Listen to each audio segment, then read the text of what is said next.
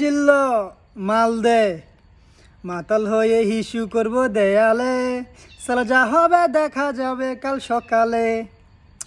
আফসোস, আওয়ামী লীগের লাই আফসোস লাগে, আফসোস। নামটাও মুখে দিয়ে ভালো করে উচ্চারণ আসে না। আহারে আওয়ামী লীগ কী করলে? মানে 17 বছর ধরে রাজত্ব করে সবশেষ কি পাইলি? কাজ করছি, গায়ে এখনো ময়লা লেগে আছে। আওয়ামী লীগ নিষিদ্ধের খুশির টেলায় এখনো গোসলটা পর্যন্ত করি নাই। লাগে আওয়ামী লীগের জন্য, মানে কেমন আফসোস। 17টা বছর ধরে রাজত্ব করলো, যেই মানুষগুলাই তাদেরকে ভালোবেসে প্রথমবার ভোট দিয়ে নির্বাচিত করলো, এর পরের বার শুধুমাত্র ক্ষমতার চেয়ারে বসার জন্য ওই মানুষগুলোর উপরেই চড়াও হইল। এরপরে কি করলো?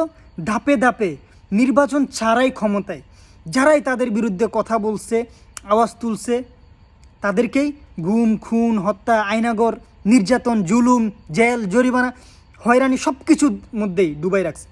মানে মানুষকে মাথা তুলে দাঁড়াইতে দেয় নাই। মানে তার সামনে কেউ দাঁড়াইলেই শেষ।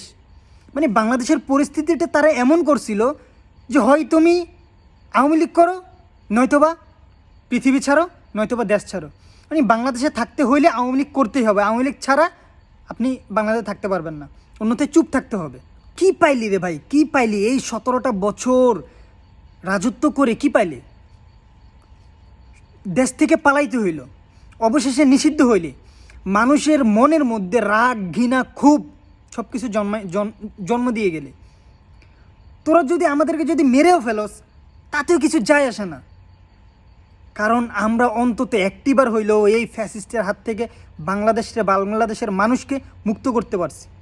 অন্তত একদিন হইলেও বাংলাদেশের মানুষ সুখে শান্তিতে থাকতে পারছে আমাদের কারণে। আমাদের যদি মৃত্যু হয়ে যায় কিচ্ছু যায় আসে না।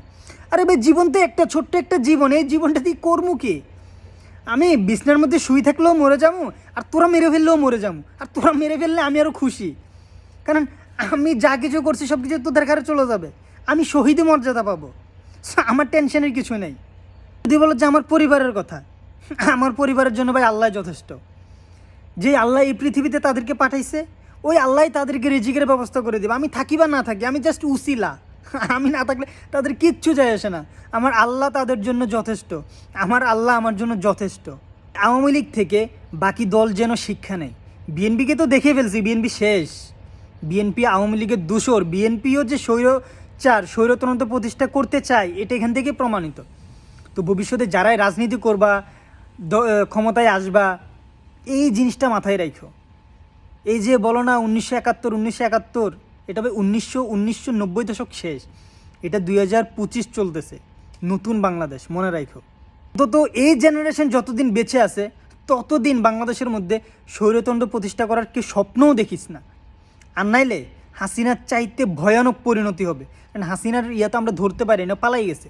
তোমাদেরকে পালাইতেও দেওয়া হবে না, দেখো কিন্তু ঝুলানো হবে, ঝুলানো এক একজনরে।